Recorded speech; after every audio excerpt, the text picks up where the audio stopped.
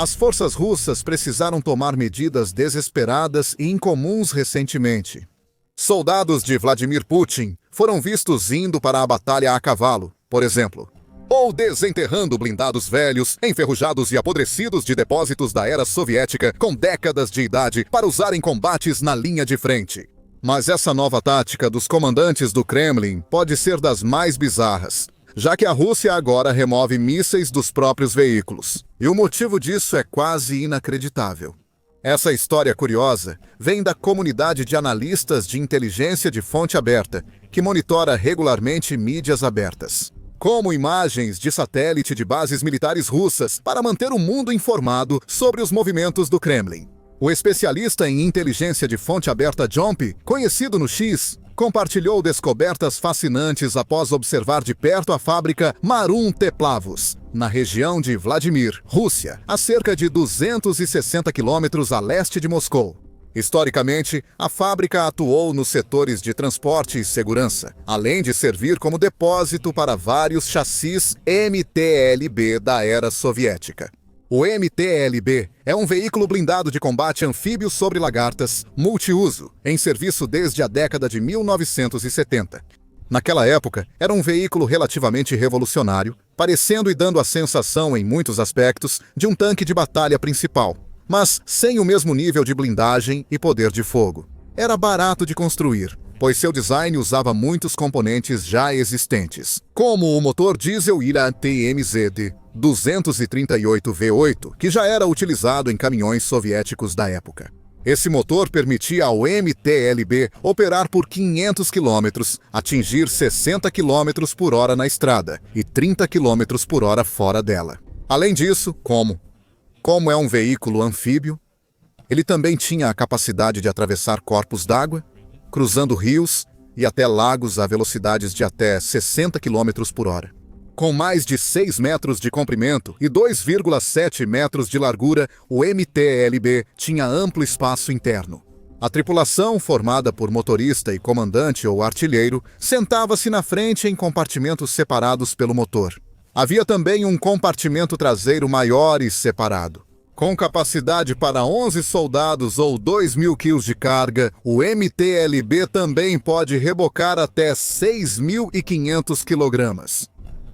No que diz respeito ao armamento, este veículo blindado de combate pode ser equipado com uma variedade de canhões principais.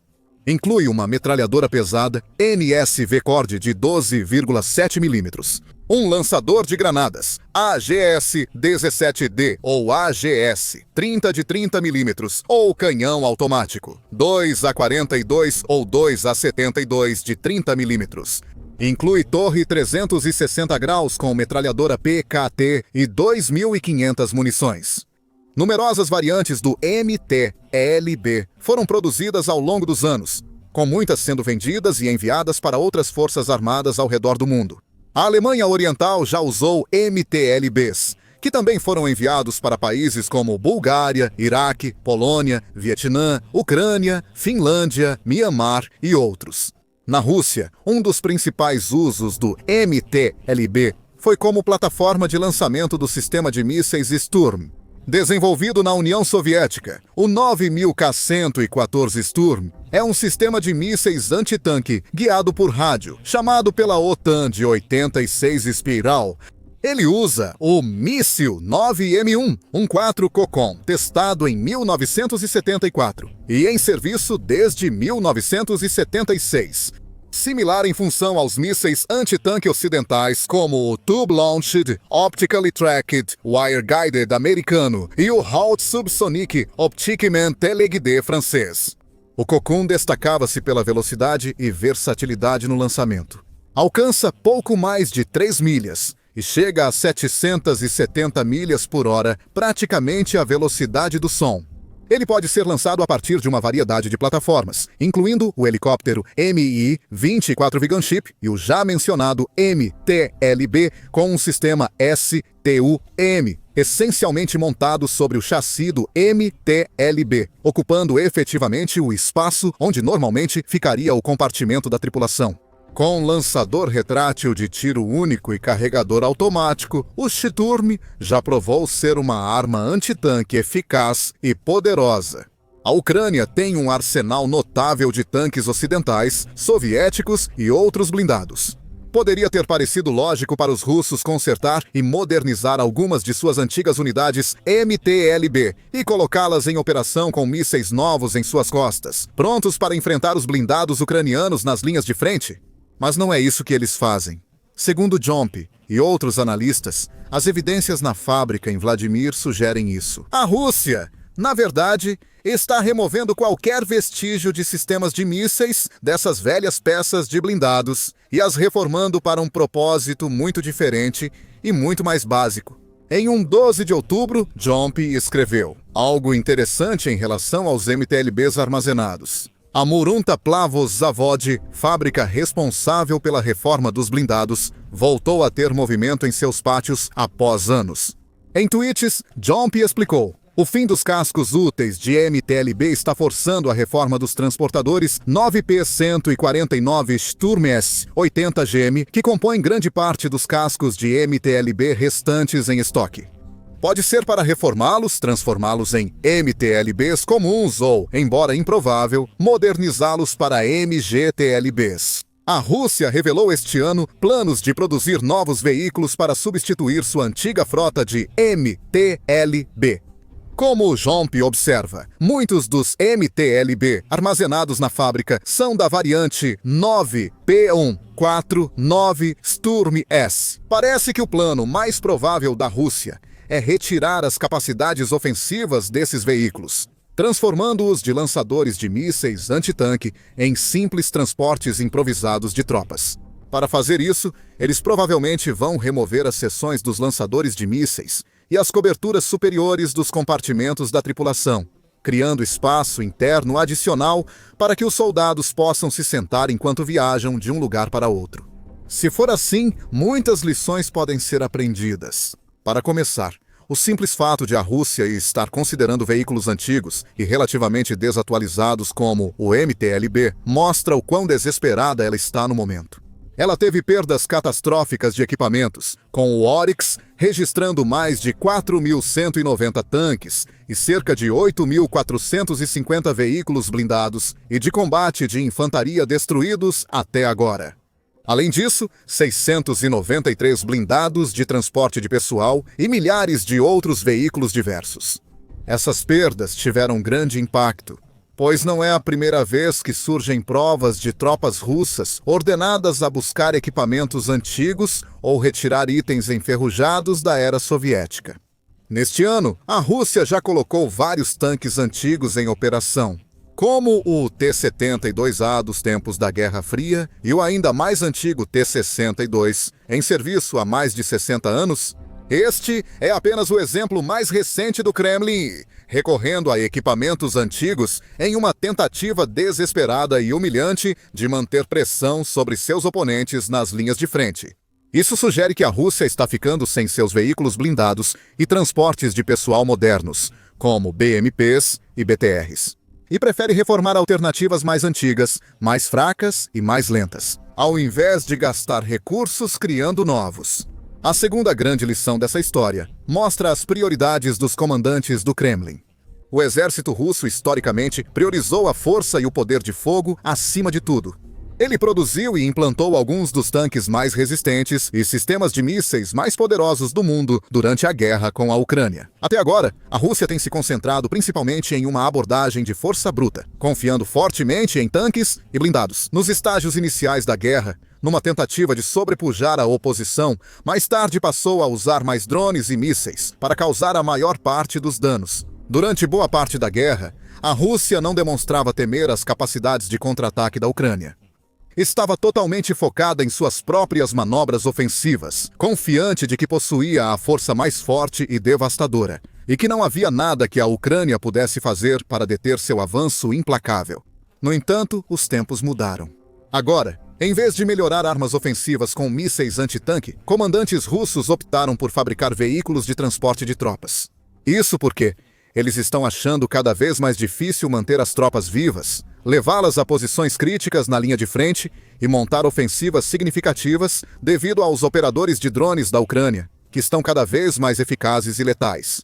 Em áreas disputadas da linha de frente, como o setor de Pokrov em Donetsk, a Rússia reuniu uma força massiva, com estimativas de até 110 mil soldados, enquanto tenta desesperadamente capturar essa cidade industrial estratégica. Mas, até agora, está falhando. Apesar de empregar tanques de artilharia, enormes esquadrões de soldados e até pequenas unidades disfarçadas, a Rússia fez praticamente nenhum progresso na área, e os defensores da Ucrânia continuam mantendo a linha. Drones ucranianos patrulham os céus, vasculhando o solo por sinais de vida antes de atacar e eliminar unidades inimigas uma a uma. Assim, a Rússia precisou buscar formas inovadoras de proteger suas tropas e garantir que percorressem longas distâncias com segurança. É a única forma deles levarem um número relevante de soldados para perto de cidades como Pokros. Provavelmente é a única forma de capturarem essa e outras cidades semelhantes. Eles precisam de veículos de transporte de pessoal e, com muitos destruídos, recorrem a modelos antigos como os MTLBs. É um sinal de mudança nas doutrinas militares do Kremlin, trocando o foco do poder de fogo pela sobrevivência. Quanto a saber se isso realmente vai se mostrar uma estratégia eficaz, só o tempo dirá. Por serem mais leves que alguns veículos modernos de combate de infantaria, MTLBs convertidos podem ser mais fáceis de esconder ou dispersar em áreas desafiadoras da linha de frente, possibilitando que a Rússia mova tropas para áreas importantes de forma mais eficiente. Ao mesmo tempo, o MTLB não se mostrou exatamente um elemento invulnerável do arsenal russo na guerra até agora. Segundo Jomp, a Rússia iniciou a guerra com cerca de 3.300 MTLBs em serviço e já perdeu 1.800 deles. Isso mostra como a Ucrânia destrói esses veículos facilmente, usando drones, mísseis, minas ou artilharia. Assim, os defensores de Kiev provavelmente não temem a chegada de mais alguns MTLBs nas estradas da linha de frente. Outro fator importante sobre a canibalização desses veículos antigos pelo Kremlin é o aspecto econômico. Atualmente, não é exagero afirmar que a economia russa está em completo caos. O país tem sentido lenta, mas, seguramente, a pressão das sanções ocidentais, à medida que a guerra avança, com várias nações impondo duras penalidades financeiras a bancos, empresas e oligarcas russos. Diversos países reduziram investimentos na Rússia e diminuíram drasticamente a compra de petróleo, gás e outros combustíveis fósseis russos. O Kremlin tentou compensar essas perdas buscando outros países, como Índia, China e Turquia, para comprar mais do seu petróleo. Antes da invasão de 2022, também acumulou um grande fundo de guerra e adotou medidas para proteger sua economia de sanções e perdas. No entanto, quanto mais a guerra se prolonga, pior a situação fica. E agora, até mesmo o enorme fundo de guerra de Putin está ficando escasso. Enquanto seu país enfrenta uma inflação muito alta, uma escassez de mão de obra sem precedentes, aumento das taxas de juros e uma população cada vez mais insatisfeita, lutando com o aumento do custo de vida. Em meio a tudo isso, está naturalmente se tornando cada vez mais difícil para a Rússia manter seus altos níveis de gastos e investimentos em defesa. E pode ser que o Kremlin simplesmente não tenha condições de fabricar novos veículos de infantaria modernos e transportes blindados de pessoal, optando em vez disso pela opção muito mais barata de adaptar equipamentos antigos, como os MTLBs.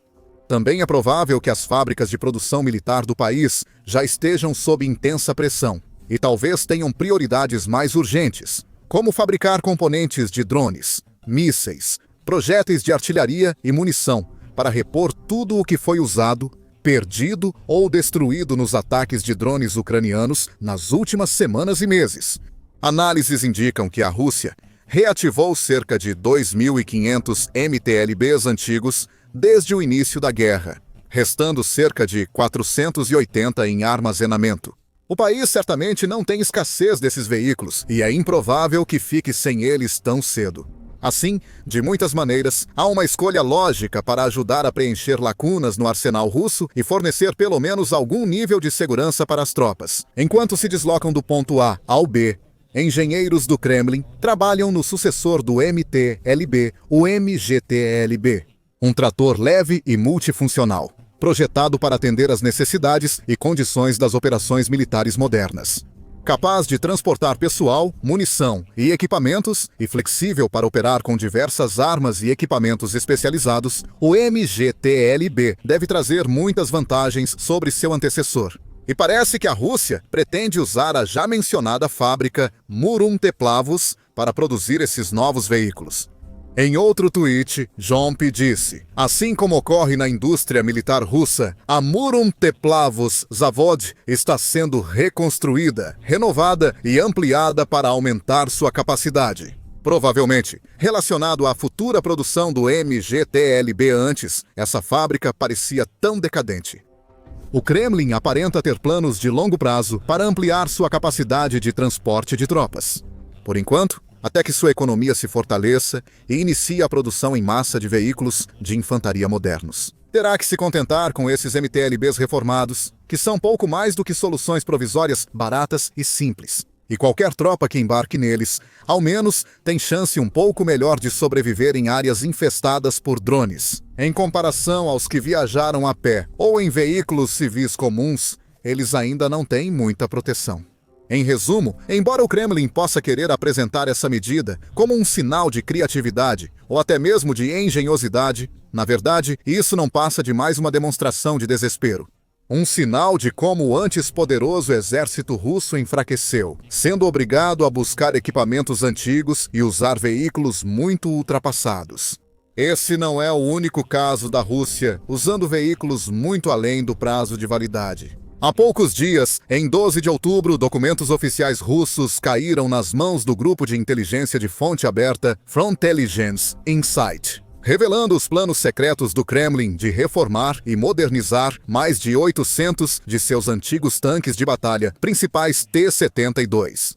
Os documentos em questão vieram originalmente da fabricante estatal russa de defesa Ural-Vagan-Zavod e foram compartilhados no site da Frontelligence Insight, com comentários, traduções e análises detalhadas de todos os elementos mais importantes.